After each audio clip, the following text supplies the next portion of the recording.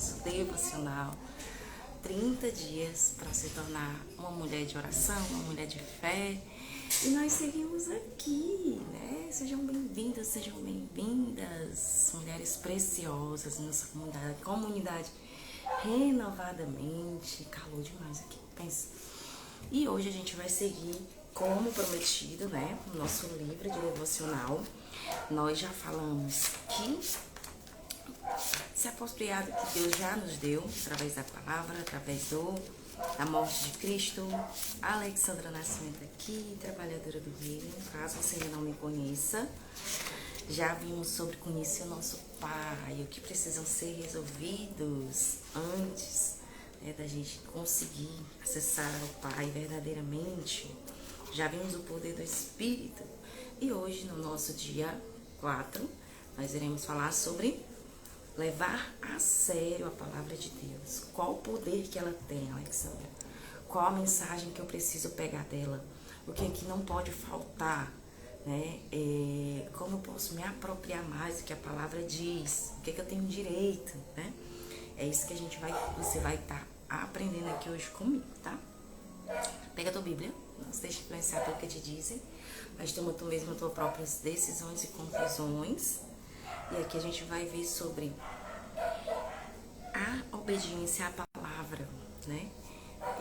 Ouvir, entender que a palavra não é só um livro, é entender que ela nos dá clareza, ela nos dá o discernimento, nos dá direcionamento. E também através dela a gente consegue a libertação. O Senhor nos diz: o meu povo está se destruindo por falta de conhecimento. Quando a gente não sabe que tem direito, a gente faz e aceita qualquer coisa. Concorda comigo? Então, aqui ela diz: minha vida nunca foi fácil. Imagine não poder contar com uma mãe para orientar e ter um pai que apenas tentava lidar com a esposa mentalmente debilitada. A mãe dela ela tinha esquizofrenia, ela descobriu anos depois. Ela foi muito maltratada pela mãe. Quero transmitir a você o que eu gostaria de saber naquela época, né? Aprenda a levar a sério a palavra de Deus. Você precisa saber que é escrava da pessoa a quem obedece. Falei isso ontem, né? Nós somos escravos daquilo nós somos escravos daquilo que nos domina. Droga, bebida, cigarro, fofoca, né, prostituição. Eu não consigo dominar. Se me controla, então eu sou escravo daquilo. Então, aqui ele fala: não sabem que quando vocês se oferecem a alguém para lhe obedecer como escravo, tornam-se escravo daquele a quem obedece? Escravo do pecado que leva à morte, da obediência que leva à justiça. Romanos 6,16. Aqui, nós, porém, podemos ser libertas da escravidão do pecado e nos tornar escravos da justiça. Melhor ser escrava da justiça do que do pecado, o que nos proporciona recompensas incontáveis. Revise, consulte, confirme, confere em Romanos 6, 17 e 18, tá? Somos fracas demais, né? Por isso precisamos reconhecer que somos incapazes de obedecer às leis divinas por conta própria. Não é pela nossa força, né? Mas é pela força que Ele nos dá. Pois o que eu faço não é o bem que desejo, mas o mal que eu não quero fazer, isso eu continuo fazendo. Isso a gente lê em Romanos 7, 19. Mesmo alguém tão forte na fé como Paulo viu a Jesus deve acrescentar, lutava contra isso. Paulo, ele era um grande missionário, foi um grande chamador da palavra, pregava em todos os locais que Deus mandava, e ainda assim ele dizia que tinha momentos de fraqueza. Imagine a gente, né? Isso é para nos deixar bem claro que não somos super-homens, super-mulheres, mas se não fosse a vontade de Deus, nós estaríamos perdidos. Se não fosse a misericórdia dele, o poder dele, estaríamos destruídos, tá? Depois aceitamos o Senhor, temos um conflito interior entre a velha e a nova natureza. Senhor, Senhor, aqui ele fala: por que vocês me chamam Senhor, Senhor, se não fazem o que eu digo? Não adianta nada a gente dizer que busca a Deus, que serve a Ele, se a gente não está fazendo o que Ele está mandando. E Ele nos direciona, né? Jesus nos livra do velho e nos faz livres para viver os poderes do Espírito Santo. Nós escolhemos ler a palavra de Deus e orar para que o Espírito Santo nos vivifique em nosso coração e nos capacite a seguir os caminhos dele. Há alguns bons motivos para permitir a palavra de Deus habitar em você. Para que as suas orações sejam ouvidas, se alguém se recusa a ouvir a lei, até as suas orações serão detestáveis. O Senhor nos diz que não adianta você orar se eu não estou obedecendo o que Ele quer, né? Para que as minhas orações sejam respondidas. Se vocês permanecerem em mim, as minhas palavras permanecerem em vocês, pedirão o que quiserem e será concedido. Né? Eu não vou pedir algo que me fará mal.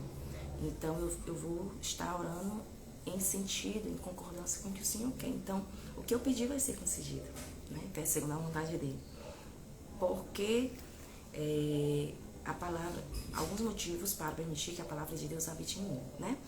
Para ficar distante dos perigos. Passada a tempestade, o ímpio já não existe, mas o justo permanece firme para sempre. Provérbios 10, 25. Para receber cura e livramento, ele enviou as palavras e curou e livrou da morte. Para permanecer no caminho que afasta da morte, no caminho da justiça está a vida. Esta é a vereda que nos preserva da morte. Provérbios 12, 28. Para receber tudo que Deus planejou para mim, para você. Senhor Deus é o sol e escudo. Senhor concede favor e honra. Não recusa nenhum bem aos que vivem em integridade. Para ter paz. Eu adoro essa parte. Os que amam a tua lei desfrutam paz e nada há que os faça tropeçar. Senhor, tu és maravilhoso na nossa vida. A paz que excede todo entendimento está na palavra dele, se ela estiver enraizada a nós. Né? A palavra fala assim: guardei tua palavra no meu coração para não pecar contra ti. Né? Quem fala isso? Acho que é Salmo, acho que é Davi que fala. Se é Davi, se é Moisés. Então, se ela estiver enraizada em mim, minhas atitudes não estarão condizentes com o que eu creio, com o que é firme, com o que é princípio para mim. Não deixe de falar as palavras do livro dessa lei, meditar nelas dia e noite, para que você cumpra fielmente tudo que nele está escrito. Só então os seus caminhos prosperarão e você será bem sucedido, né? Essa palavra aqui é forte, viu? Meditar nela dia e noite, não é só no momento, né? Para que se cumpra fielmente tudo que nele está escrito. Só então os meus caminhos prosperarão e eu serei bem sucedida. Guarda aí. Josué 1:8, tá? Josué 1:8. Quando eu decido obedecer a palavra, quando eu decido meditar nela, quando eu decido, tudo é condicional, gente.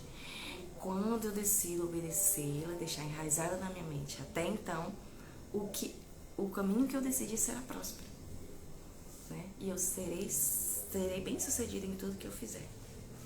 Para ter o alimento da alma, a nossa alma precisa de um alimento. E esse alimento pode ser algo ruim ou bom, é uma decisão. Então, nem só de pão viverá o homem, mas de toda palavra que procede da boca de Deus. O Senhor falou isso para o inimigo no momento que ele estava sendo tentado no deserto. Para sentir a presença de Deus, o Senhor, quem habitará no seu santuário? Quem poderá morar no teu santo monte?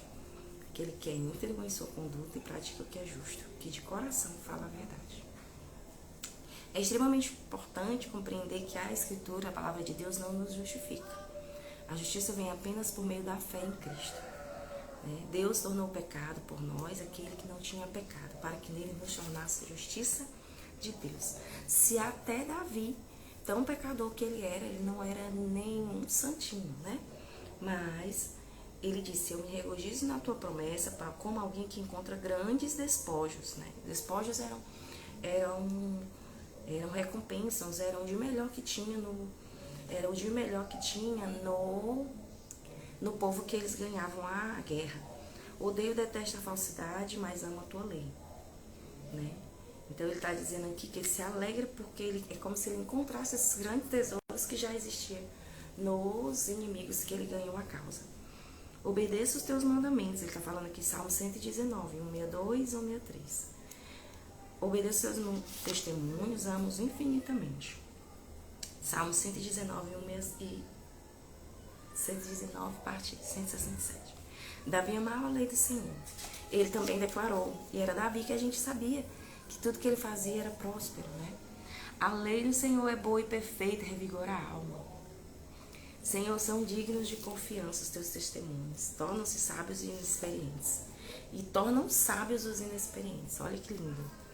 O preceito do Senhor são justos e dão alegria ao coração. Tá fazendo sentido para você?